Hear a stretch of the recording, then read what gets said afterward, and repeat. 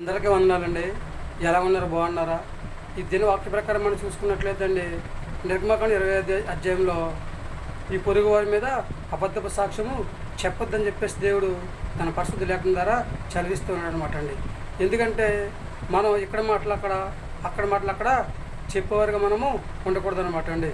ఎక్కడ మాటలు అక్కడే మర్చిపోవాలన్నమాట అండి. ఎందుకంటే చెప్పుడు గుట్టు మాటలు చెప్పినా చెడిపోతూ ఉంటాం, విన్నా చెడిపోతూ ఉంటాం అనమాట అండి. కాబట్టి దేవుడిచ్చిన మహా ఉచ్చారణను బట్టి మన దేవుడి పిల్లలను కనుక చక్కగా దేవుని మాట వినాలన్నమాట అండి. ఇది ఒక ఆజ్ఞ అనమాట అండి. ఎవరైతే దేవుని మాట వింటారో, ఎవరి మీద కూడా అబద్ధపు సాక్ష్యం చెప్పకుండా ఎవరైతే జీవిస్తూ ఉంటారో వారందరూ కూడా దేవుడు దీవిస్తూ ఉంటాడు, ఆశీర్వదిస్తూ ఉంటాడు, అభివృద్ధి చేసి ఒక ఉన్నతమైన స్థితిలో ఉంచడానికి దేవుడు ప్రయత్నం చేస్తూ ఉంటాడు అనమాట అండి. సామెతల గ్రంథం 24 అధ్యాయంలో చూడండి, ఎవరైతే ఇక్కడ మాటలు అక్కడ మాటలు ఇక్కడ చెప్తారో వాళ్ళని తొంటాల మారి అని చెప్పేసి దేవుడు తన పరిశుద్ధ లేఖనం ద్వారా చదివిస్తూ ఉంటాడు అనమాట అండి.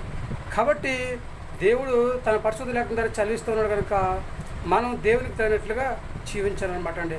ఎవరి మీద కూడా చెడు మాటలు చెప్పకూడదండి.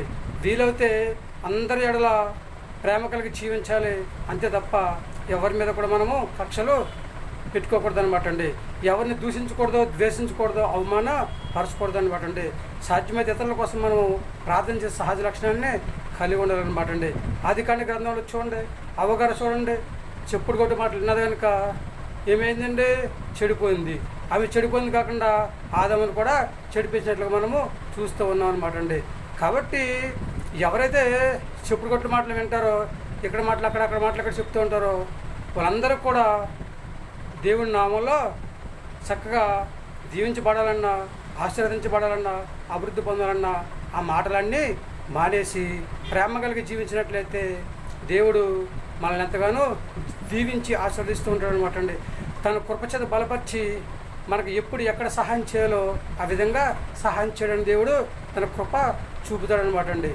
దేవుడు కనికర సంపన్నుడు, కృప చూపే దేవుడు కనుక చక్కగా మన ఎడల ప్రేమ, జాలి, దయ, కనికరము కలిగి ఉన్నాడు కనుక 100% కూడా మన దేవుని తగినట్లుగా జీవించినట్లయితే దేవుడు మన ఎంతగానో మన జీవితాన్ని ఒక ఉన్నతమైన స్థితిలో ఉంచడానికి దేవుడు ప్రయత్నం చేస్తూ ఉంటాడు కనుక మరేమైనా ఆలోచన చేసుకున్నారండి.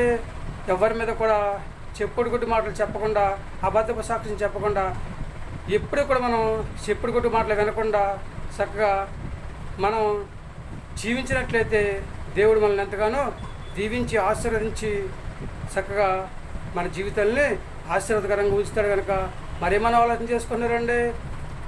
మనం ఎవరి మీద కూడా చెప్పుడు గుడ్డు మాటలు కానీ, అబద్ధపు సాక్ష్యం కానీ చెప్పకుండా వినకుండా ఉండే యోగ్యత దేవుడు మనందరికీ దయచేయను గాక. ఆమేన్. మనందరం కూడా దేవుని మాట విందామా? ఎవరి మీద కూడా అబద్ధపు సాక్ష్యాలు చెప్పకుండా చక్కగా అందరి ఎడల ప్రేమ కలిగి జీవించి భూమి మీద మంచి ఆరోగ్యం కలిగి ఆయన రాజ్యవాసులుగా జీవించే యోగ్యతను సంపాదించుకుని హాయిగా భూమి మీద జీవించే యోగ్యతను సంపాదించుకునే స్థితిని కలిగి ఉందామా? విందామా మనందరం కూడా దేవుని మాట? అయితే తలలు వంచండి, చిన్న ప్రార్థన చేద్దాం. మహాపరిశుద్ధుడైన పరలోకపు తండ్రి, నీ ఘనమైన పాదం లెక్కలేని స్తుతిస్తోత్రం ప్రభా. పొరుగు వారి మీద తండ్రి ప్రభా, లేదా సహోదరుల మీద తండ్రి ప్రభా, అబద్ధపు సాక్ష్యం చెప్పొద్దని యొక్క వాక్యం ద్వారా చదివించారు. అది నీ ఆజ్ఞ తండ్రి స్తోత్రం ప్రభా. తండ్రి మేమందరం ప్రభా నీ మాట విని నీ మాట ప్రకారం నడుచుకునే యోగ్యతను దయచేయండి తండ్రి. నీకు వందనాలు తండ్రి ప్రభా. చిన్నలను, పెద్దలను, యవనస్తులను, వృద్ధులను అందరూ కూడా దీవించండి, ఆశీర్వదించండి. ఎవరికి కావాల్సిన సహాయం వారికి దయచేయండి. గర్భిణీశులను, బాలింతరాలను తండ్రిస్తుంది ప్రభావ, సంతానం లేని బిడ్డలను తండ్రిస్తుంది ప్రభావ, వివాహం కొంచెం ఎదురు చూస్తున్న వారిని, అనారోగ్యంతో బాధపడుతున్న వారిని, ఉద్యోగం చేస్తున్నాను, వ్యాపారం చేస్తున్నాను, వాహనం నడుపుతున్న వారిని తండ్రి, కూలి పని చేసుకుంటున్న వారిని తండ్రిస్తుంది ప్రభావ, అలాగే దాన్ని ప్రయాణం చేస్తున్నాను ప్రభావ.